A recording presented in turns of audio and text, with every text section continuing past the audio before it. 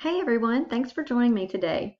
I'm really honored that I was asked to speak with you all about homeschooling strategies, and I know exactly how you feel. I wish that we weren't meeting under these types of circumstances.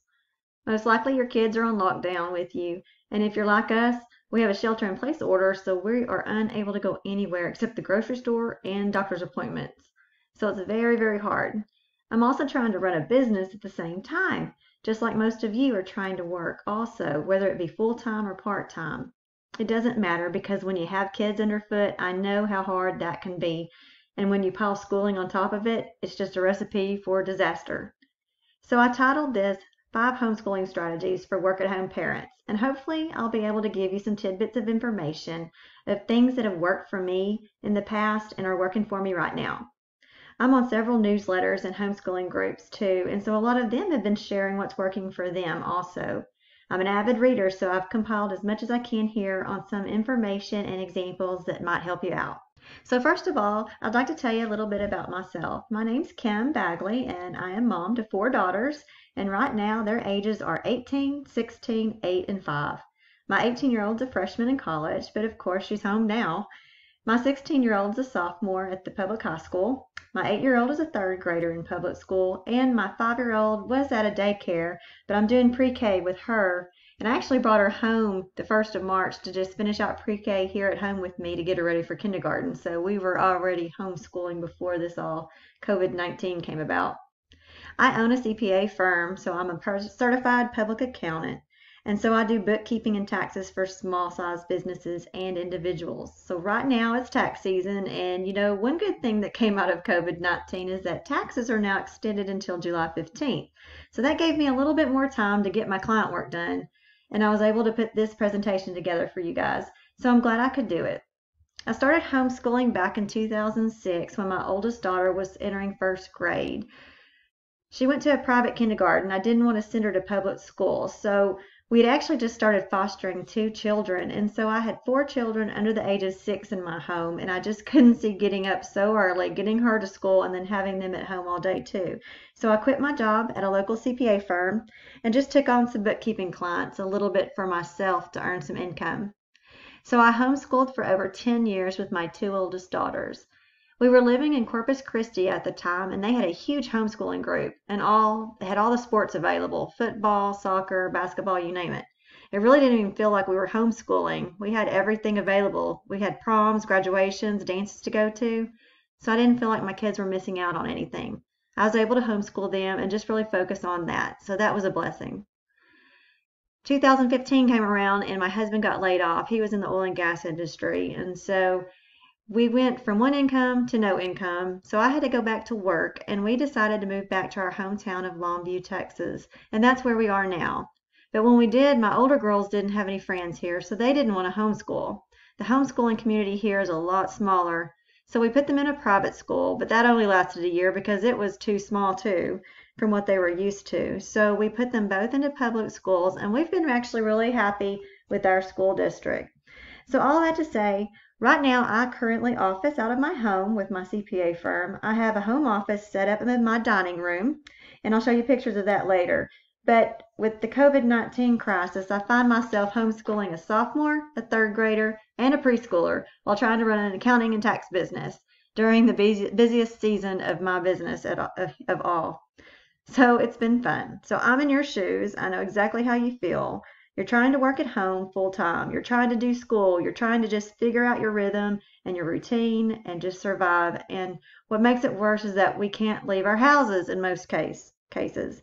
So today I want to go over 5 strategies that I've come up with that I feel like are the top 5 things that need to be put into place to have any resemblance of having a decent, joyful life without going crazy right now. But before I go into these 5 strategies, I want to share with you what a friend of mine, Susan, posted on her Facebook page the other day. It just really rang true, and I thought it would be encouraging to read to you guys. A little bit about Susan. She has 5 kids. They're ages 13 down to 8. So she has kids in 3rd, 4th, 5th, 6th, and 7th grades.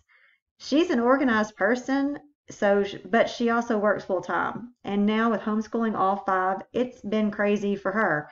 So she had some really encouraging words to share that she gave me permission to read to you. So this is her Facebook post that I'm reading to you right now. Hey, yes, you. You who are trying to work full-time jobs while assisting your children with schoolwork. Well, there's a reason why you don't do both. So if you feel like this is really hard, it is. This is hard. You who are stay-at-home parents. So this stay-at-home order should be easy for you. Well, there's a reason why you don't actually stay at home all day every day. So if you feel like this is really hard, it is. This is hard. You who just lost your jobs but are trying to be strong because your family needs you to be strong. Well, there's a reason why you work every day to provide for your family. You love them so much. So if you feel like this is really hard, it is. This is hard.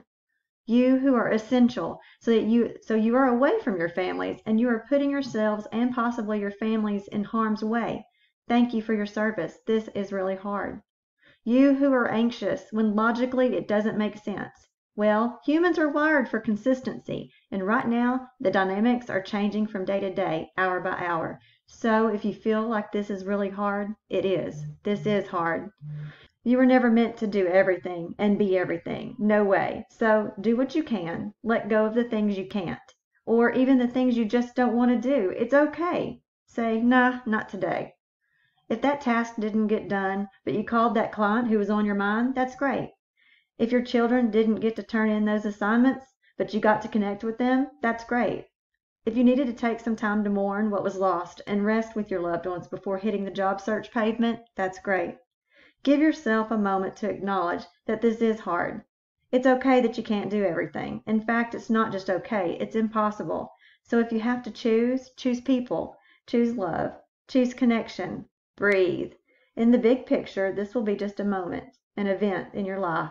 Once this passes, we will go back to our lives, work, school, friends, or start the job search. The time will come, but if you don't acknowledge what is happening is hard and take time to connect, trauma can occur. So between now and then, practice self-compassion and grace. None of us has done this before. I just thought those were really encouraging words, and so I wanted to share that with y'all. So, 5 homeschooling strategies for work-at-home parents. I'm going to be talking about first some mindset shifts that we all need to make and some homeschooling myths that you can throw out the window. Second, I'm going to talk real quickly about the issue of meals. What's for dinner? Simplifying meals because kids want to eat. We have to feed them, and that just seems to get in the way of work and homeschooling. So that's number 2. Number 3, we're going to talk about family teamwork. 4, working at home with kids, some strategies for that. And 5, how to create your ideal day. It is possible with some consistency and some things to put into place. So I'll go over these 5 strategies. First of all, the mindset shifts. I want to clarify that you're not really homeschooling. I know we're calling it homeschooling, although my local school district is calling it in-home learning, which I think is kind of funny because they don't want to call it homeschooling. But it's actually, I heard a blogger the other day say it's crisis schooling, which is so true because our country's in a state of crisis. We're trying to stop this virus dead in its tracks. We're all having to stay at home. We can't find toilet paper. We can't find ground beef in the grocery stores. It's crazy. We've never been through anything like this. And when you're a homeschooling family, you normally don't have those things that you have to worry about. And also when you're homeschooling, you have prepared for that for sometimes months in advance. When you decide to homeschool your children, you don't make that as a light decision. You don't make that decision overnight. You think about it for a few weeks, a few months. A lot of times you browse curriculum, you get to pick and choose what you're teaching. And when we didn't have that choice this time, that's why we're calling it crisis schooling. We've all been thrust overnight. We just never went home from spring break. So we're not choosing the curriculum. The teachers at the schools are giving us the curriculum that we have to now help our kids with. And most of us have more than one child, so we're dealing with multiple children, multiple ages, multiple teachers, multiple subjects. It's crazy. So this is new to me too. I've got homeschooling background. I feel comfortable teaching my kids certain subjects, but for the most part, I was able to pick and choose what I was teaching and how I was going to teach it in those homeschooling years. We don't have that choice here. So give yourself some grace. You'll do just fine. Reading homeschooling blogs can be very helpful, and seeing how they do it with their schedules and even what curriculum they use and what they teach can be helpful, but a lot of it does not apply to what we're dealing with today. So give yourself some grace and have some peace that you're not doing it wrong. You're not going to ruin your kids if you accidentally teach them something wrong. It will be corrected in a later year. Try not to stress out about getting the lessons done perfectly. Also, don't try to mimic public school. Homeschooling does not require 8 hours a day. You'll find out that you can finish rather quickly. I would say pre-K and kindergarten you can finish within an hour, even less than that actually. For 1st through 5th grade, you can easily finish in 2 to 3 hours. You should be finished by lunchtime if you do it in the mornings only. Junior high and high schoolers, they're going to take a little bit longer, and it may be 3 or 4 hours, but none of them are going to take all day long. You have to realize that when they're in public school, they're doing a lot of waiting around for other students, and there's a lot of different going to and from classes, having lunch breaks, going to recess, music, all of that stuff that we really don't have to do right now. The main subjects we need to focus on to make sure our kids are okay are reading and math, hitting the core subjects each day. So don't try to become a teacher. Still focus on being mom and dad and connecting with your kids. Don't make tears come out because you feel like the teacher's breathing down your neck, sending all this work home, and that you know your children are going to be ruined and fail. That's not going to happen. There's no way. In fact, my friend I mentioned earlier, Susan, that posted on Facebook, she's a director of a nonprofit. She's working full-time, and she helps foster children get placed in homes. That's part of her job. She has 5 children. She spends Mondays doing 31 subjects for each child, filling out lesson plans from the teachers, making a calendar for each child with their Zoom calls on there and what they're supposed to be doing Monday through Friday. She deals with foster children, and she sees the homes they're coming out of. And all of you here on this call, you're here because you care, and you want to make sure you're doing what you need to do to make sure your kids are okay. After all this is said and done, just think of the kids that don't have parents that care. They're not going to be getting the same support that we give our children. I'm just saying, give yourself some grace if your kids are having trouble keeping up. I would just stick to the core subjects for sure. And take a day off and relax. They will not get behind. They're going to be other kids that are going to be behind, not that by their own fault, but just because they don't have the support, and teachers are going to have to compensate for that. There's going to be a lot of review going on, whether it's at the end of the school year when they go back to school or next year when we start back. So take a deep breath. So let's tackle some homeschooling myths. First of all, it does not take all day to complete all the subjects. When I was homeschooling my older daughters, we never took all day to school. In fact, my 9th grader, she would be done by noon every day because she was disciplined and we got on it as soon as she got up. But it doesn't take all day because you're not dealing with 30 students in a classroom. You're dealing with only your kids, and you're giving them one-on-one attention when needed. School doesn't have to happen from 8 to 4 like the public school, Monday through Friday. You can homeschool whenever you want, as long as you don't have a Zoom call that's live with a teacher. You can schedule it around your work schedule, and I'll talk about that later, about time blocking, which really, really helps. You can homeschool in the evening. You can homeschool on the weekends. If you're having a really bad day or a busy day with work, skip it today and double up tomorrow. Like I said, it doesn't take 8 hours a day.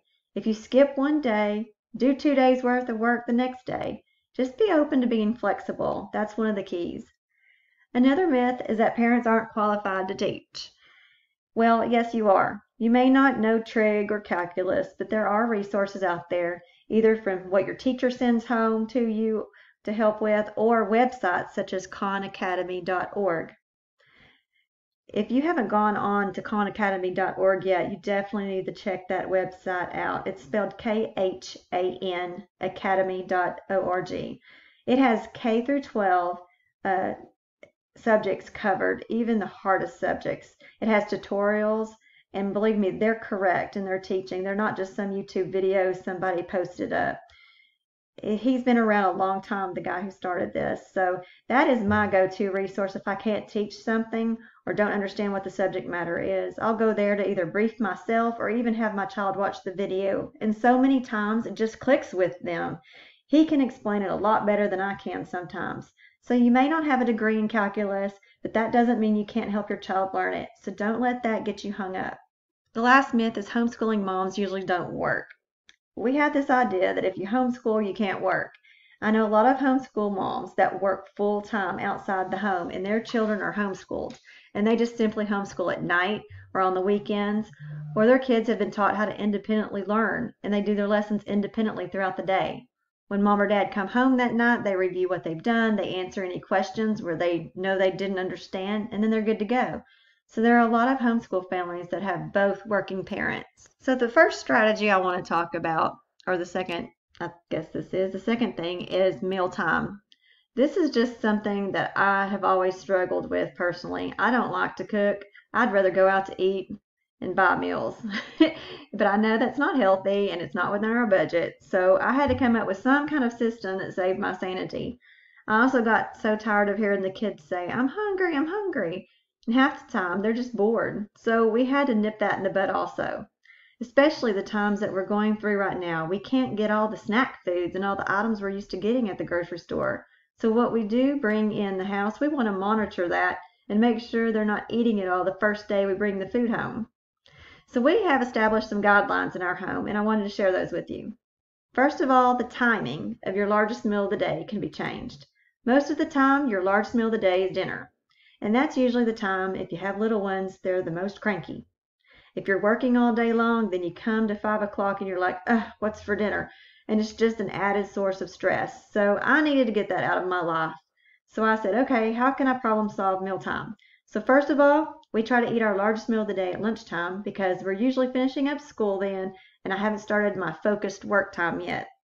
I've still got the energy, so I'll go ahead and kick the largest meal of the day out right then and get it out of the way. My kids will eat it then usually, and my husband eats when he comes home from work around 5 or 6. He'll either eat leftovers or what we'll eat is usually leftovers, or we'll put together something simple like sandwiches or what we normally would have for lunch. So if that works for you around your work schedule, then be flexible with meals. Cook when you have the most time available.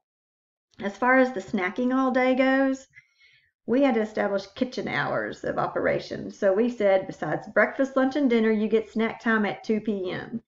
If they eat at breakfast, or if they ate breakfast before 9, then they can have a 10 a.m. snack too. So that helps minimize the boredom eating. If you establish the rule, explain it to the kids, tell them when the kitchen's open and the rest of the time it's closed. You're not allowed to go in and take something out of the pantry when kitchen is closed. So have specified times posted on the refrigerator to remind them and just point to it when they ask or are caught in the kitchen at the wrong time. Eventually, they will stop asking. Also, I really encourage supporting local businesses as far as meals go. We've been using DoorDash.com and having meals delivered to us. There's also services like Waiter.com. If you can utilize those and it's in your budget, do so. That relieves stress about what's for dinner. Also, we actually have tonight a food truck coming to our neighborhood. I'm so excited about that. We were able to order online and then we all go pick up our food from the food truck at designated times so that we're still practicing social distancing in the neighborhood. And local restaurants are really hurting right now, so it's great to support them when you can with either, pickup or delivery services. So another thing is I also want to encourage you to try new foods. I usually do Walmart grocery pickup, and when I go to order my groceries now, most of the stuff's out of stock. You can't buy toilet paper, paper towels, paper plates, eggs, beef. It's been crazy. So what I've been doing is trying new meals that are available. Like freezer meals or brands that I normally wouldn't buy. We've actually have enjoyed that, trying new things. We've actually found some things we really like. So that's an option too. And last of all, as far as meal planning goes, I've got something that I actually developed for myself before all this happened that really helped me out in meal planning. I call it the Organized Meal Planning Trello board. I don't know if you guys are familiar with Trello, but it's a free app on your phone that you can download, or you can get it on your desktop computer and download it. You can use it for anything. It's kind of like a Kanban planning system. So you create buckets and lists of items. And so I have a screenshot of it here on the left, and I have my recipes that I know my family likes added in here. There's a little card for each recipe, and I've got a list for chicken, beef, seafood, pork, and so on. I've even put my price on some of them so I can try to stay within my budget for the week. And over to the right-hand side, if you scrolled on the Trello board, which it doesn't show here, but I've got week 1, week 2, week 3, week 4, where I can just drag these recipe cards over to each week and then make my grocery list from there. I go online to Walmart grocery ordering, order those ingredients, and boom, I'm done meal planning. And I know what we're going to have for the rest of the week. So this is a really good resource to have, and I put a link here and in the PDF document that you're going to have access to. I have a video on that page that shows the whole process for using that Trello board. So hopefully that helps you get some ideas and some strategies for meal planning. Family teamwork.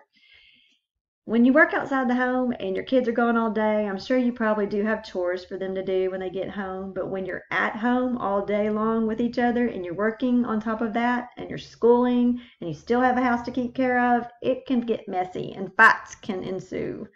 So I really encourage family teamwork. You've got to take on the role of CEO of your home and manage it like you would a company.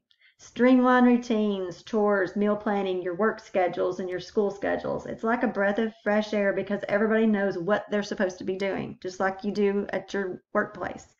So the first step is to have a family meeting, preferably on Sundays, before the week starts, where you all sit down together. It only has to be 15 minutes, but you look at your schedule for the week and go over if you have certain meetings or conference calls for work. You go over the kids' schedule from the teachers of what's going to be required for school. Have your kids involved, no matter what age they are, and let them help you determine what days of the week who has to do what. The buy-in will be much greater if you let the kids help make some of the decisions.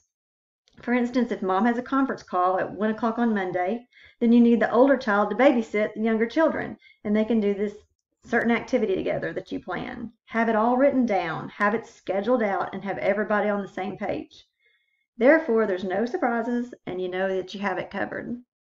That ties into the second block here, parents and kids' work schedule. Talk about both during your family meeting. You need to sit down and work out that schedule 1 week at a time. Finally, define the job descriptions and the chores that need to be done. It all has to depend on how clean you want your house, though. You know, I will say during times like these, it's okay to let the dishes stay in the sink for a day if you need to.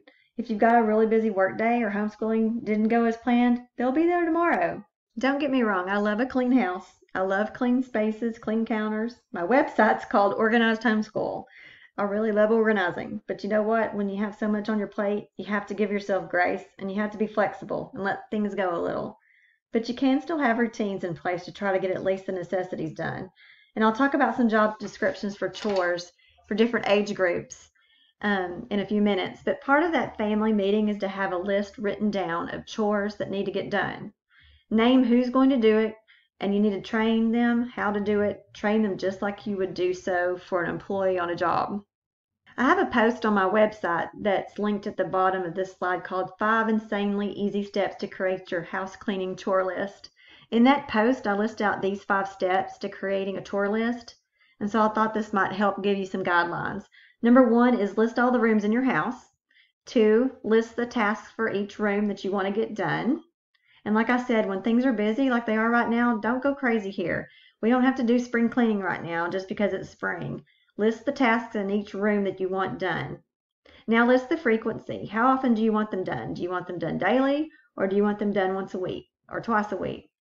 Number 4, create your calendar. Get a calendar out and list out the jobs that need to be done. Then number 5, enlist your team. Write down who's going to do it and explain the process to that person. So once you do that one time, you don't ever have to do it again. Be sure to post it somewhere in the house where everybody can see, and you just follow up. Yes, it's a little bit of work up front, but you will be so glad you did it because then you can live in a house that's not cluttered, and it will relieve so much stress. And here's some list of chores for younger children, just to give you some ideas. 2 to 5-year-olds, they can pick up their toys after they play. They can help make up beds with older siblings. They can feed pets with supervision. They can put dirty clothes in laundry baskets and even help you sort clothes. They can bring small bathroom trash cans to you. 6 to 10-year-olds can put away dishes or put dishes in the dishwasher. They can vacuum, sweep, mop, food prep with supervision. They can dust. They can make their own beds and clean their own room. And they can wipe down counters and cabinets. Chores for preteens, they can even change light bulbs, mow the lawn, rake the leaves, change bed sheets, do laundry. do the dishes, prepare simple family meals. This would be for your junior high and middle school kiddos.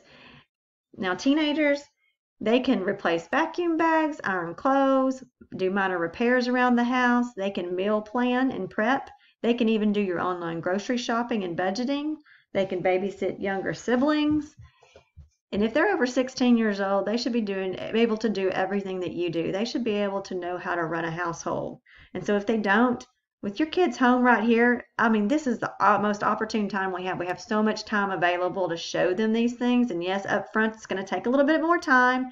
But let me tell you, once you do, it's going to relieve time. It's going to give you more time so that you can divvy up the jobs and delegate in your household.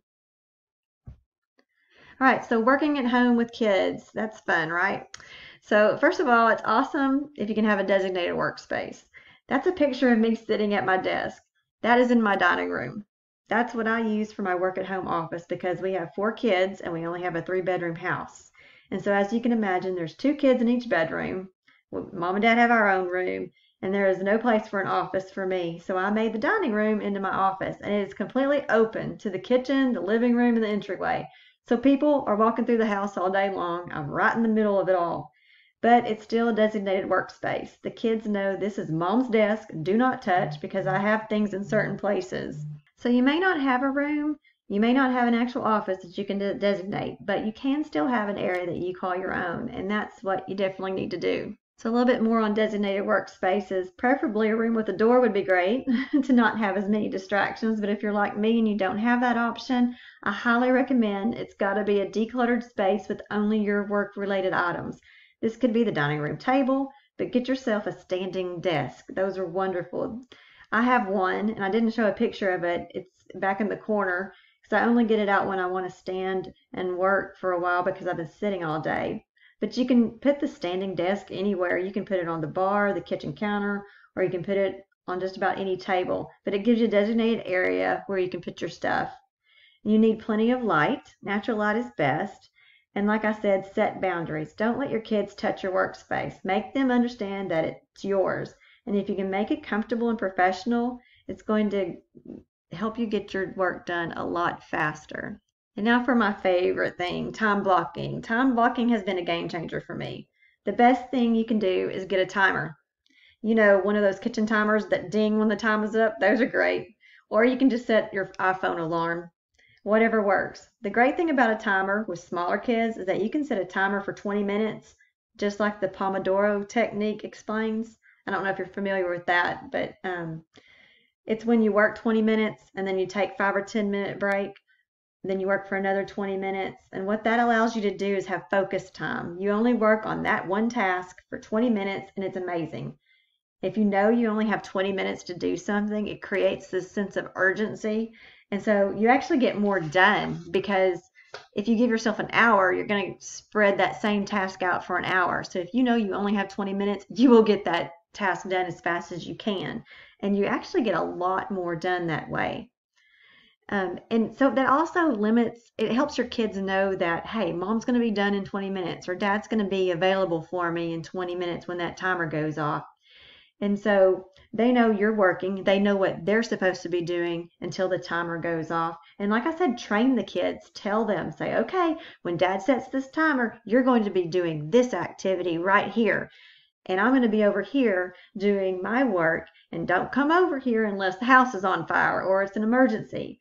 And yes, the first couple of times, they're not going to listen. They're going to try to test you on it. That's okay. Just keep redirecting them back to wherever you want them to be. And I promise, eventually, they will catch on and they'll understand. So also, another thing is we have mandatory quiet times, even for the teenagers.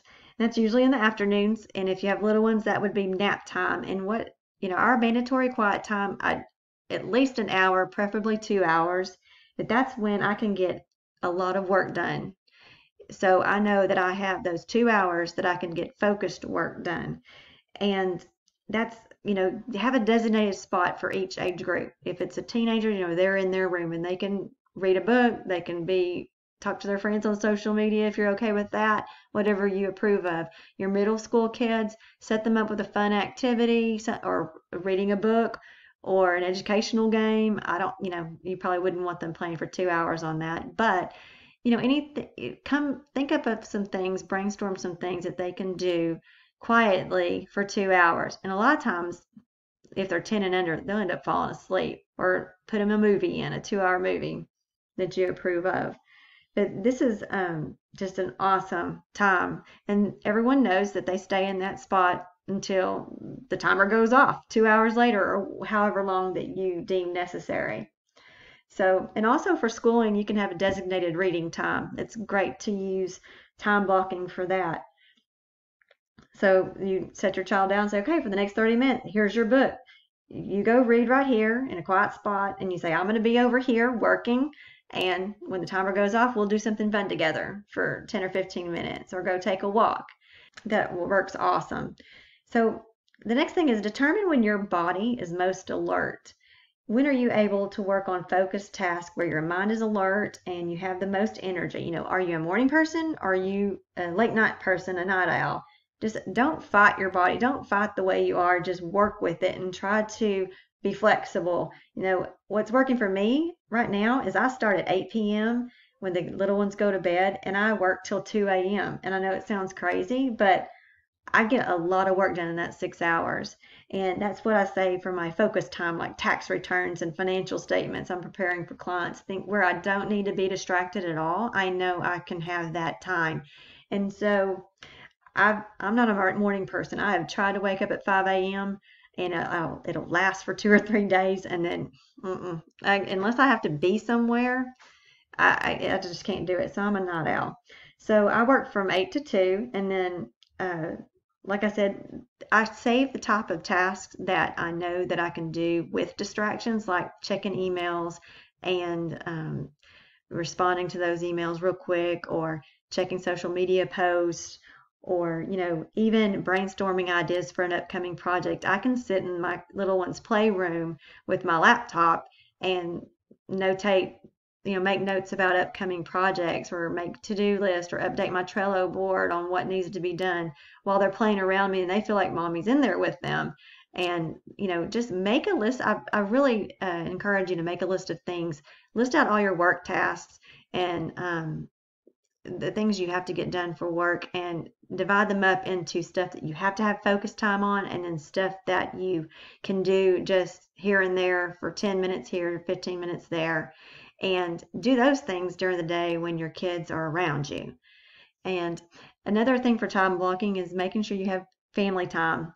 If it's after dinner, that's great. Whenever is a good time for the family, set aside an hour at least and play board games together, eat dinner together, have conversations, make sure everybody's out of their rooms and all together, and just be intentional about that. And that way the mom guilt or the dad guilt won't set in when you are working so much and trying to juggle it all. If you intentionally put that in your calendar for the day, it's almost like getting it out of the way, but yet you are creating connections that way. And I love this book called The One Thing. It's by Gary Keller. I've got a link here if you pressed on it in your PDF document. You might have heard of it, but it basically goes into the concept that you make a list of tasks that you need to do, and then that's personal and work related, and you determine that one thing that you need to get done that will actually make all the other things easier. Maybe not all, but if one thing that you do knocks out 3 or 4 other smaller things, takes care of it, then do that one thing, and then those 3 or 4 things are off your list. So it just makes life easier for you. So I really suggest getting that book. If you've never read that book, it's awesome. So, pick out the one thing you're struggling with the most and just spend 30 minutes to an hour of problem solving. Just figure out, how can I solve this problem that I struggle with the most, that causes me the most stress? And you'll believe, if it changes your attitude and your demeanor, it will change how you perceive everything else in your circumstances. So I really encourage utilizing that. So dealing with distractions, there are many when you work from home and with kids. But first of all, I wanted to show you these noise canceling headphones. These were awesome when I saw these online. I bought them on Amazon. There's a link there above them. That's my affiliate link. And for full disclosure, but I put these on when the kids are running around me playing and I'm trying to have some quiet to get something done that just has to be done right then. Sometimes a client will call and need something ASAP. I'll put those things on, and you can actually answer your phone with them, and you can listen to music, but I don't listen to anything. I just put them on and it muffles the noise really well. So I encourage you to purchase some headphones. Um, Also, use distractions like email and social media. I mean, I know you get notifications saying, oh, you got an email from so and so, or a social media app is sending you notifications. If you can, turn those notifications off and have designated times where you're checking emails. So you only check emails 3 times a day, maybe in the morning, lunch, and dinner, and shut it off. Respond when you can, try to act on those emails right then, and if you can't, put them on your calendar for when you are going to deal with it, and don't look at it again until that thing comes up. So also, to help with distractions is planning engaging activities for your kiddos. I actually bought some things on Amazon in the last few weeks. And it just so happened it was delivered kind of sporadically, which was nice because when an Amazon box came in the mail, it was so exciting for my 8 and 5-year-old because they're like, "Is that for me?" Because I bought wiki sticks and I bought some little paints that they could do on their own. But the point is, buy something on Amazon that will engage them, that's new to them, and that they can do on their own independently, that doesn't need your help. That's the 2 key things. And so have some new things come in if you can, if it's in your budget, to only bring out when you need to sit down to work or be on a conference call with a client or a coworker, and say, okay, kids, now you get to play with this because mom or dad needs to be over here. And you sit here and then I'll come see what you've done when I'm finished with my call or my work task. And so plan ahead. On Sunday, when you're sitting down with those family meetings, say, hey, I've got this and this for you, when mommy has to have a phone call. And so we're going to get those out only at those times. Don't let them play with those, throughout the day, only during those times. Consistent routines. Kids thrive on routines. You've got to have them. I know it's hard with all the disruption we're having in our lives right now, and your work schedule. You may have phone calls at different times of days, but just the rhythm of the day, figure out when those things usually happen and try to do school around the same time each day, and then try to have your work time blocks around the same time if at all possible. At least for one thing, try to have school and meals the same time. If you have to juggle schedules for work, that's understandable, but the most you can to be consistent is the better for your kids because they know what to expect, and there's less, disruption to the family at that point in time. Utilize technology. I know that screen time's a no-no in a lot of families for too much, and you want to monitor it, but let's be realistic here. What we're dealing with right here is not normal. And so if you have educational games like abcmouse.com or any other educational apps that your teacher has provided for you, links to, check those out and set your kids up on the computer for, 20 minutes. Use the Pomodoro technique and say, okay, you're going to play on this, abcmouse.com for 20 minutes, and mommy's going to be over here working, for this 20 minutes. When the timer rings, we can get off, we can go take a walk around the block, and that's my next thing, get outside for 10 minutes at least. Just letting them run out that energy helps calm them down, and maybe they'll sit for a quiet movie or read to themselves after you get out and wear them out a little bit with exercise. So that's another tip. And for my little ones, I set up PlayStations in their room. I've got their room organized with like an LOL doll station and a Barbie station and a Lego station. And so I have a 5-year-old and 8-year-old, and they don't play well together. They fight a lot. And so I set up those stations so that they can each be in a station and they can still be in the same room and act like they're playing with each other, but they're really not. They're entertaining themselves and they're not fighting over the same toy. And so that gives me peace and quiet to get a little bit of work done too. And I also have special bins, like toys they haven't played with in a while. Kind of go through their room and things you see they haven't seen before or haven't gotten out, put them in a box or a bin somewhere up in their closet, and then when you have a conference call coming up, grab that bin out or box and say, hey, look at these toys. and they're going to be like new toys to them, and that'll keep them distracted for a little bit. So hopefully those are some tips to do while you're trying to get things done. So the fifth strategy is creating your ideal day. And I've got some links here that you can click through on when you get your PDF copy. And I know it sounds like it's some fantasy that land that you don't think it's possible, but you can have an ideal day. And so I've actually got a whole course on this on my website, but this is what I've done. You brainstorm, you do a complete brain dump, and what you see on the left here on the screen is my Trello board, my ideal day map Trello board, and there's a link there for that too if you want to get your own copy. But on the first list, it says brain dump. I go through and I list, when I first started this out, I listed every single thing that was on my mind, chores that needed to be done around the house, all my work-related tasks, all my personal tasks, all the doctor's appointments, all the kids' school schedules, lessons they had to do. I just dumped everything right in here. This is my planning system. And so the next list says tomorrow, and the next bucket list there says today. And then I've got my time blocks. I've got like 9 to 12, and then 12 to 5. My different time blocks, and this can be changed if you're using this for yourself, whatever time blocks that you've determined work best for your family. And then I color code those cards, those tasks that I added to, like, the person that has to do it, whether it be me or my child number 1, child number 2. And then I also color code it whether it's a work related thing, a personal related thing like a chore, or a meal prep. I just put my whole life in here. And then I go through and I create my ideal day each evening.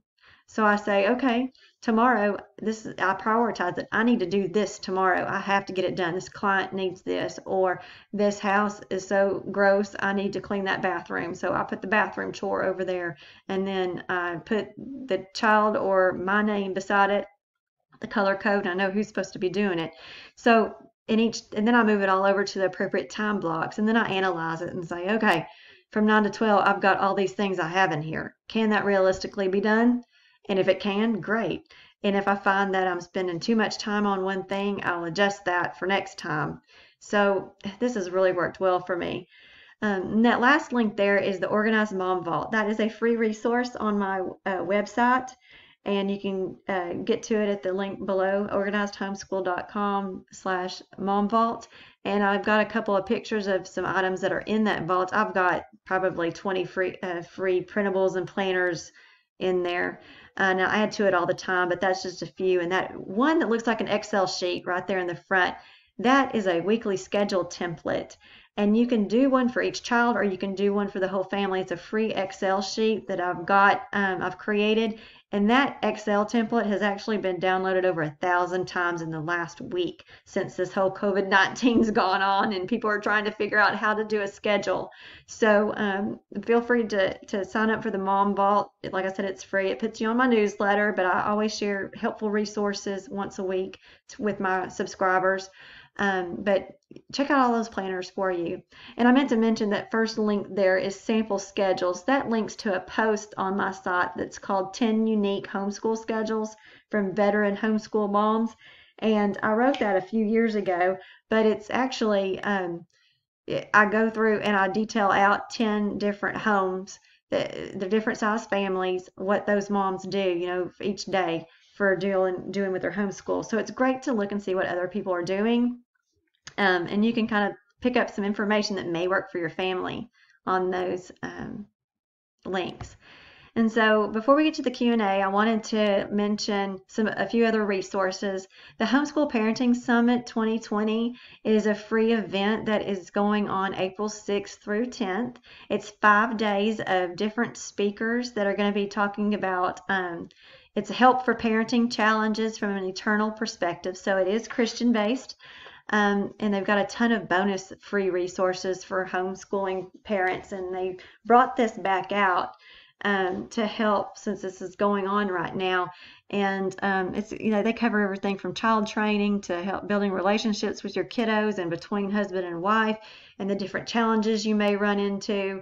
And so I really encourage you to sign up. You can sign up at that link at the bottom of the slide that I've got listed there. So check that out. And then this slide are some more homeschool helps and resources. These links, a lot of them go to my website of some posts that I've written over the past few years since I started my blog. The first one, the 60 plus homeschoolers share their favorite curriculum, that was actually done only about 2 weeks ago. I did a giveaway, and my homeschool subscribers on my newsletter contributed to the giveaway by or entered the giveaway by listing out what's their favorite homeschool curriculum and what grades they are teaching currently. And so you can really get some, if you're looking for more homeschool curriculum, go to that post, get some ideas of where you can find some. But like I said, when you're homeschooling, a lot of homeschool curriculum covers a whole year of curriculum, not just, supplementing. So you may not need all that. But it's good to look at. The next post is 5 keys to homeschooling multiple children successfully. This was a guest post by a friend of mine that has many children, and she shares some ways that she homeschools multiple grades at the same time. The next one's top homeschool room ideas. That's a very heavily visited blog post. It's a peek inside. I think I had 10 rooms. Different homeschoolers shared their pictures of their homeschool rooms. And so it's kind of nice to see how other people set up their homeschool areas. And you can kind of see in the picture there in the middle, that's a picture of my homeschool room in our home at Corpus Christi. I had my desk over to the right, and then I had the table set up for my little ones to do school on. So it's great to have a designated room if you have it. But the next post says tackling the homeschool dining table. That's when we didn't have a room, and we actually schooled 3 children at the same time on the dining room table all together. And I kind of go into how to make sure homework doesn't get missing and things do not get shuffled around and a mess made. So check out that post. Next one, the ultimate organized homeschool blogs list. That is a list that I have organized of different homeschooling blogs. There's over 50 listed, and I've categorized them. One category is working homeschool parents, so go check those out. It's other blogs related to just working from home or working outside the home and homeschooling. I also have a section for homeschooling with children with disabilities or learning disabilities. So if that pertains to you, that would be a good thing to look at. So there's different categories there you can check out on that. Schoolhouseteachers.com, that's an affiliate link. That is a curriculum that I've used in the past. It's pre-K through 12th grade curriculum. There's lesson plans, but what's cool is that they also offer unit studies, which are great for supplementing. If you want to supplement the school work that your teacher's sending home, go to schoolhouseteachers.com. It's only $24 for 3 months worth, and that's probably all you would need.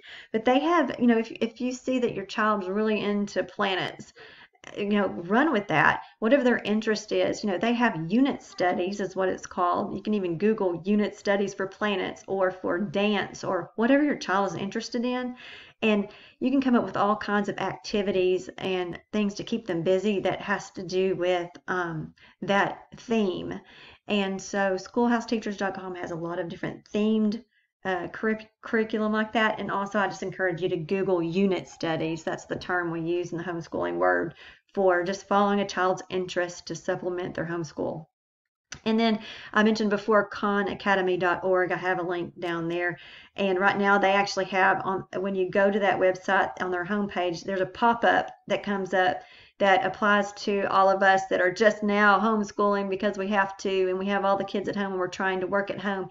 And you can click that link, and he has a website or a page that's broken up into like pre-K through 2nd grade and then 3rd through 5th grade, and links to every single subject and all his videos that help. So if you run into something that you can't teach or you don't understand how to teach that particular, algebra equation or whatever it may be, go to his website and go to the child's grade level and find that subject. He's got it really nicely laid out for those of us that are trying to scramble to find help. So I really encourage you to check his site out. So I hope that I covered a lot. I hope I haven't gone too long or too fast. I tried to rush through it because I had so much information. I wanted to get to the questions that you submitted before I prepare the presentation so that I make sure I answer them all, and then you can submit questions too while I'm doing this. Okay, so I'm going to read off some of the questions that were submitted before the presentation. The first one was, how do I hold my kids accountable for their work when I'm too busy to go behind them and check it during the day? Well, first of all, that depends on your child's age. I think definitely setting up some consequences needs to happen for any age. In fact, I have a friend that shared with me, she has a ninth grader and an 11th grader, and she said that the night before the school day, they go over what lessons or what Zoom calls that may be scheduled for the next day, and so the kids know exactly what the expectations are and what they need to do. And then she said if they turn in an assignment late or it comes up missing or they make a C or below, then their phone's taken away for the next day. And right now during this time, that is like the worst punishment ever because that's really the only way they're socializing with their friends through their phones. So that's, I think the main thing is setting up consequences so that you don't really have to check. And even for little ones, like I usually hold screen time as the consequence. So if my third grader is complaining and not wanting to do her homework or her schoolwork, I say, well, you're not going to get screen time later. We've got to get this done. This is what we're supposed to be doing right now. Have a consequence, something that is valuable to that particular child, and say, we work first, then we play second. So I really encourage you just to set up consequences. And then, at the teenagers pretty much can do independent work. My sophomore, she knows what she's supposed to be doing.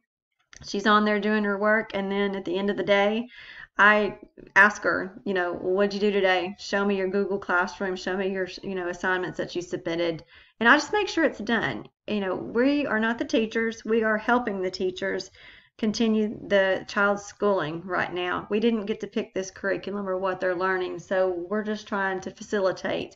And I don't know about you, but I'm not in charge of grading their material.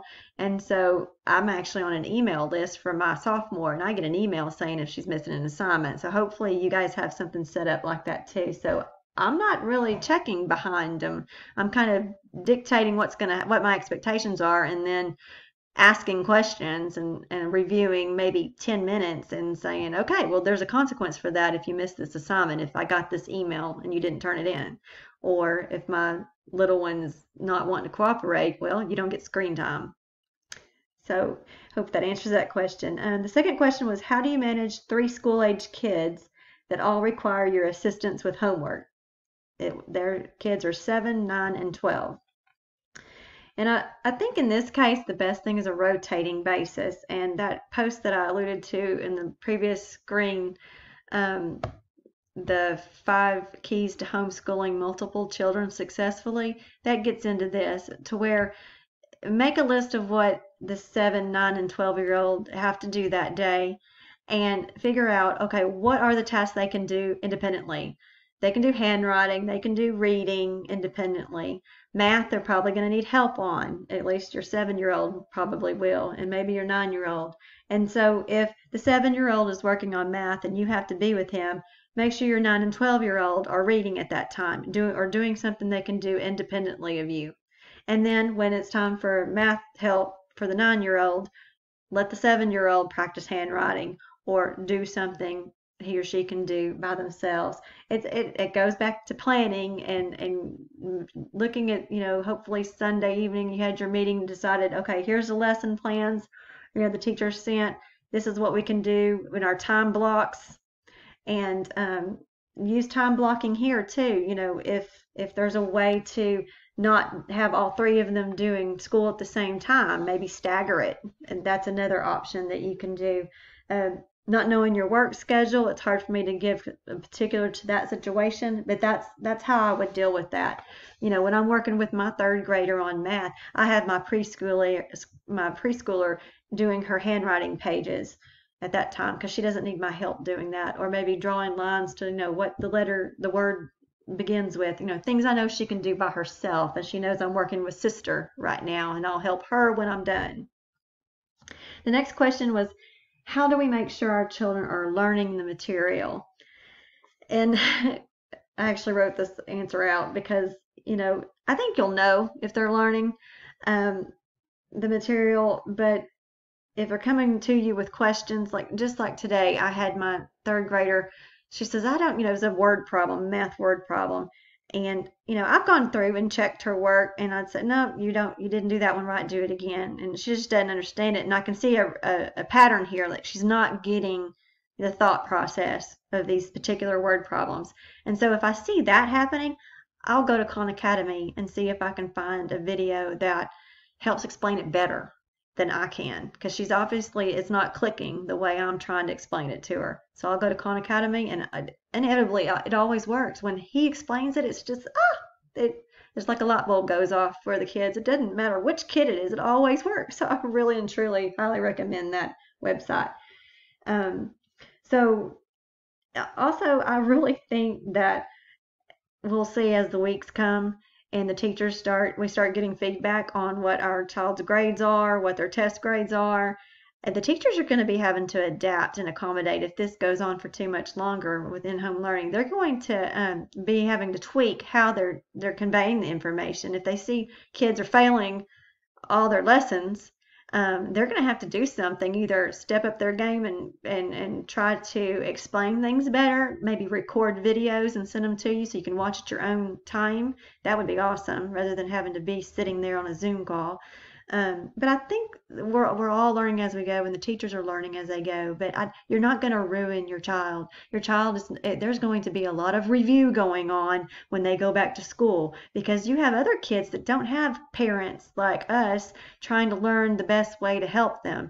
There's other parents that don't care. My friend Susan, who helps, that I referred to earlier, that has the 5 children. She works with foster children and helps place them in homes, and she sees those kids don't have homes of parents that even support them. So what are they learning? So these teachers are going to have to do a lot of reteaching, I think. So you're not going to ruin your kids. So don't give yourself some grace and just do your best. The next question is, how do you maintain any semblance of a schedule while trying to work and dedicate time to teaching, and also strategies for juggling both homeschooling and remote work at the same time? So schedule. Plan it and schedule time blocks. Time blocks are a lifesaver. I touched on that earlier. I don't really think I can add much to that. You have to plan. You can't just say, okay, what are we going to do today and hope it all works out. It won't. It won't. And everybody's going to be exhausted and upset and mad by the end of the day. I've tried it and it doesn't work. So this is the time where you have to get organized. How can I be more or most effective for my kids? They have changed the work schedule from 1 to 9 p.m. That's good, in order to teach and build as much real-world application in each day. And they do school from 8 to 12:30. Well, I think that's great. You're already time blocking. You're doing school in the morning, and then you're able to work in the evening or in the afternoon. And if it's working for you, I think it's effective. If you want to put in some real-world applications, I suggest doing unit studies. Look and see what your kid is really gravitating towards, if they really like reading about a certain topic, or really, or if they're even struggling with a certain topic. Go to schoolhouseteachers.com and see about their membership and get some supplemental materials there. They lay it all out for you, and some of it's video based, where you can watch someone do an experiment. If you don't even have the supplies with you, you can watch them do a science experiment. And there's crafts you can make that deal with a certain topic, and that helps apply, different applications to the topics and make it more fun for the kids. This question says, they're homeschooling a soon-to-be 3-year-old. How do I keep my 3-year-old's attention without overwhelming him? I think it's great to introduce schooling to 3-year-olds, 3s and 4s, but don't expect them to sit there 30 minutes, even to an hour, no way, doing workbooks. I just don't think that's fair. I may ruffle some feathers there. They learn through imagination and play, handwriting skills, motor skills. Give them a bucket of sugar and let them trace letters in it. Or, you've heard of the foam, or shaving cream. Put it in a Tupperware dish and let them make letters. A Tupperware full of beans, help them count beans or M&Ms, or classify colors, with blocks, put all the green blocks together. Fun stuff like that with their toys is the best. abcmouse.com is good. It has a lot of educational games for that age group. But do the Pomodoro technique with them too. 20 minutes is enough time to have them sitting, and then 10 minutes of activity is best. After that, don't expect them to sit still for too long and work in a workbook. I don't think that's fair to do.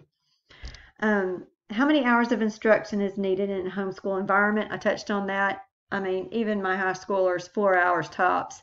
I would say pre-K through third grade, we're done in an hour, hour and a half. Middle school age kids, 2-3 hours maybe. It all depends on what your teacher's giving you to do. But really, it should not be more than 4 hours. Your kids were at school for 8 hours, wasting a lot of time actually, because the teachers are having to deal with 30 children in a classroom sometimes, not just one or two. What are strategies for 2 levels of learners? Strategies for a younger student who only wants to do what he wants to do. Okay, so this is a discipline issue and challenging. We all have those. When you're at home 24/7 with your kids, you really see some behaviors that you're thinking, this is not my child. This is not how I taught him or her. Especially when you're trying to teach them. You're not just only mom or dad now. You are now a teacher, basically, because you're facilitating the work. And it doesn't bring out the best in some kids. They're not used to you teaching them math. So I really think it comes down to finding how they learn the best. I have a kinesthetic learner. That means I would be reading her a story and she would be standing on her head and running around the room, and I'd think she is not listening to me, and I'd get so upset, and I'd ask her a question and she would answer it right every time. So I'd totally let her do it. You might think that's crazy, but at home you can do that. Reading a history book, letting them run around. If they can answer the question correctly, let them do it. They're still absorbing the information, and that's the way they learn. I have that same child had to stand up while she's doing her math. If she's sitting down, she wants to go to sleep, and she couldn't comprehend it. So she stood up and worked. Find out the best way to learn, and maybe that will help him, be able to learn, better, and it will be easier on you. Definitely easier on you. And for 2 levels of learners, that would be the time blocking, and making sure if you have to work with one, let the other one be doing something independent. And if it's not school, let them have screen time at that time, playing a game while you're helping one, and then switch. You have to be really creative and flexible that way. What are some tips on creating an organizational scheme for kids to follow, knowing that both parents in the household are working full-time and remotely with lots of phone calls and video conferencing? Well, time blocking is essential, just like I explained before. And if both the parents are working from home, that's actually nice, because maybe you can tag team. Mom can be with the kids helping with school in the morning, and you can flip-flop, or even if it's hour by hour. If dad has a call between 12 and 1, mom's with the kids, and then y'all switch. I know it's not the best 8 to 5 scenario like we're all used to, but you do what you have to do. But if you've got 2 at home, that's great. Most of us, my husband works 70 plus hours a week still. He works in an essential business. So I'm here by myself with 4 kids and trying to homeschool 3 of them and work full-time too. So try to make the best of having both, and it's teamwork. It's not just up to one person to make this thing work. Y'all need to share the load. And then my son has been working great independently on his schoolwork as my husband and I worked from home. But in the evenings after dinner is cooked, I find we're all wanting to disengage from the day by surfing our phones or drawing. Any advice on staying engaged as a family in the evening? It's a lot harder to ask questions about our son's day since he's here with us. Yes, when you're there 24/7, it feels like there's nothing to talk about. But actually, I doubt that you guys are really interacting much if you guys are working and he's doing his school and doing his own thing. So I would say after dinner, make sure you're all in the same room and point blank ask him, hey, what's the most interesting thing you learned today? And make him say something. Don't say, how was school? Say, what's the most interesting thing you learned today? What subject was it? What was it about? And then start a conversation. And you may find that, hey, he's really interested in horses or biology or whatever it may be. And then if you feel like he's not learning enough, you can go find unit studies on that. And unit studies work for all age groups. So, and another side note, it's okay to wind down at the end of the day. This is hard. And if running through social media or drawing is what you do to wind down, self-care is a must. So take some time for yourself. You guys deserve it. We all deserve it. We're all in a different situation that we're not used to, and we're going to need to do something, anything that we can to kind of just think of something other than work and school. Because when you're doing it all at home, you don't get to leave the office and you don't get to leave the school, to until the next day. It's always there.